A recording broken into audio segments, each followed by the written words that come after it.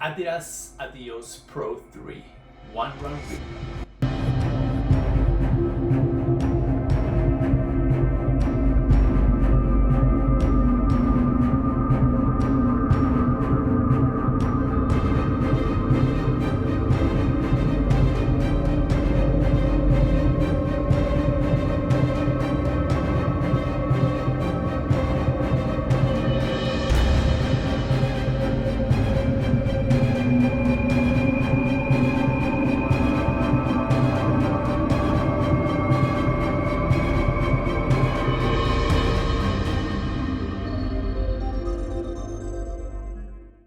Alright, so I did one run on the Adios Pro 3 and I actually went against the golden rule of running or racing, which is nothing new on race day. I wore these shoes for the very first time, I ran in these shoes for the very first time on the New York City United Airlines half marathon.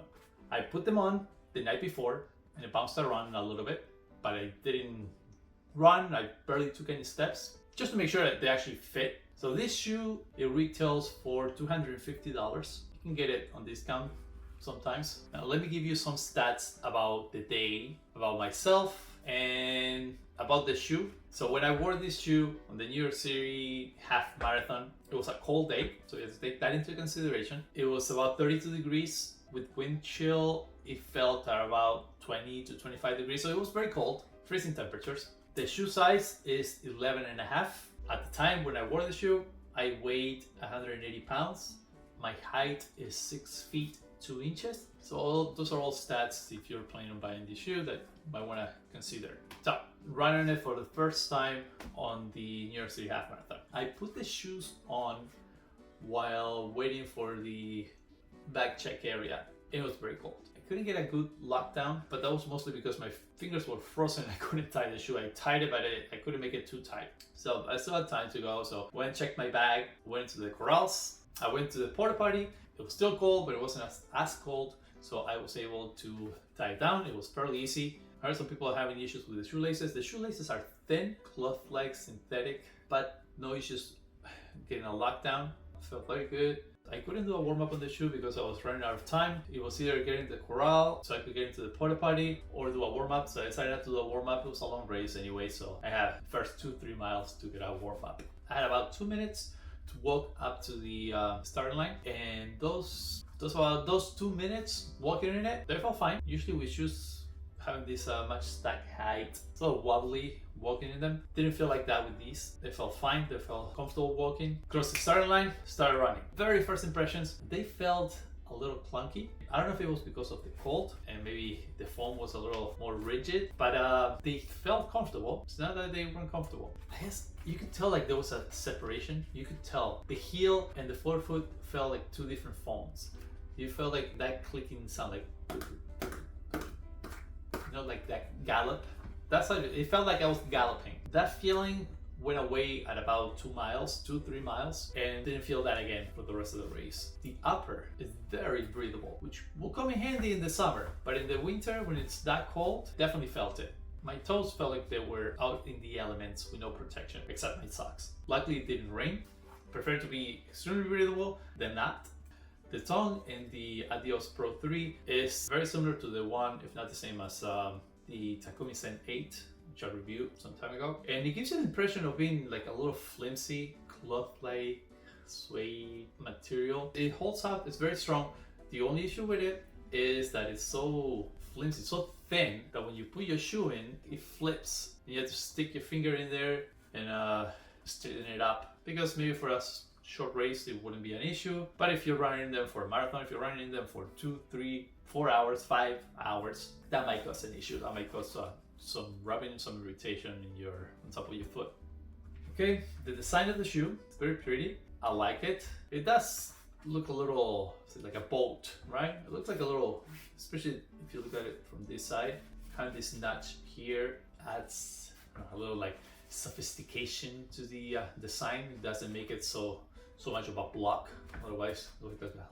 It's like, oh, look at this brake. It's very light, extremely light. Let's get back to how the shoe felt on the race. I didn't slip not one time. The grip on the shoe was perfect for road conditions.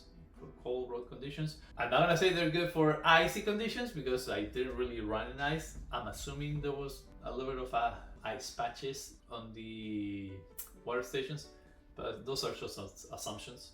Now, given how thin the continental rubber is, I don't know how long it's gonna last. 200, 300 miles, maybe much less, 100 miles, I don't know. I had a calf strain 3 weeks prior to the race, so I didn't run for 3 weeks. So, since I didn't run for 3 weeks, after the race was done, my legs were shot. They were extremely sore. But I'm not gonna say they were sore because of the shoe. I would like to say they were sore because of the lack of exercise. Right? It's just like when you don't go to the gym for months, 3 weeks, or for a long time, and then you do a hard leg session, yeah, you're not walking out of there. So that's how my legs felt. But after running 13.1 miles at 7 minutes and 9 second pace or so, the bottom of my feet did not hurt at all. Every time I do a long run or a long race, a lot of my feet hurts. You know, it's just the ball of my feet, my heels, but zero pain at all. So in that sense, the shoes are very comfortable, extremely comfortable, I would say. There's one downside, and it's a big downside. I got a blister on my Achilles tendon. If you can see, that's this cushiony right here on both sides, and in the middle, there's nothing. And I don't know if it was because of that. I'm assuming it's because of that. But I don't want to be too negative about it because I get blisters there with just about every shoe, especially if I'm running over 10 miles. And usually I do put a band-aid there just to prevent it. So that's one major downside. But yeah, that will be the only, I'll say the only issue with the shoe. And it's a very preventable issue. Right? It's not like it gave me blisters on my toes, on my little toe, which has happened before. There were no hot spots. Toe box is very wide or very roomy, I will say. I really enjoy this shoe. I have a marathon coming up, May 7th, the Montevideo Marathon. I'm going to be running these shoes. So, the Adidas Adizero Adios Pro 3. $250, one run review, one run only. Score for that one run is an 8.6. If it wasn't because of that blister, this shoe would have been a 9.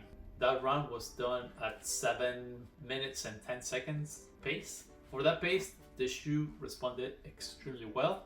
Very comfortable, fast, was able to pick up the speed. When I got up to the Pacers, I did have to do a little surge in my pace with no issues. Will I recommend this shoe? Most certainly. Till next time.